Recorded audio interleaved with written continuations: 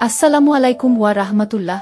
সম্মানিত ভিউয়ার্স, এক বোন আমাকে একটি প্রশ্ন করেছেন। তিনি বলেন, আমি গর্ভবতী, আমার 8 মাস 20 দিন চলে। আমার নামাজ পড়তে অনেক কষ্ট হয়, তবুও আমি বসে নামাজ পড়ি না। জোহরের ফরজ আর 2 রাকাত সুন্নত, আর এশারের ফরজ আর বিতের নামাজ পড়ি, আর ফজর আসর মাগরিব ঠিকমতো পড়ি। এখন আমি যে জোহর আর এশার সব নামাজ পড়তে পারি না, তার জন্য আমার কি গুনাহ হবে? দয়া করে বললে ভালো হয়। সম্মানিত ভিউয়ার্স, চলুন এই প্রশ্নের উত্তর কি হয় তা জানা যাক। গর্ভাবস্থার ওজরের কারণে কোনো নামাজ ছেড়ে দেওয়া জায়েজ হবে না, আর এভাবে নিয়মিত জোহরের সুন্নত ছেড়ে দেওয়াও জায়েজ নাই। সাধারণত যারা নিয়মিত নামাজ আদায় করেন, গর্ভাবস্থায়ও তাদের নামাজ আদায়ে খুব বেশি কষ্ট হয় না। তবে একান্তই যদি বেশি কষ্ট হয় এবং দাঁড়িয়ে রুকু সেজদা করা অসম্ভব হয়, তাহলে তিনি বসে নামাজ পড়বেন। বসেও সেজদা করতে অক্ষম হলে হাত জমিনে রেখে তার উপর সিজদা করবেন। অন্যথায় হাত সামনে রেখে যতটুকু ঝুঁকতে পারেন ততটুকু ঝুঁকে ইশারায় সিজদা করবেন।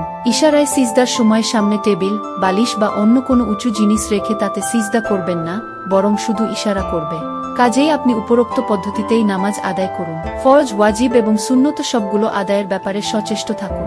একান্তই যদি না পারেন, তাহলে আপনি যেগুলো আদায়ের কথা উল্লেখ করেছেন সেগুলো আদায় করতে থাকুন, এবং বাকিগুলো আদায় করতে না পারার অক্ষমতার কারণে আল্লাহর কাছে তাওফিক কামনা করুন।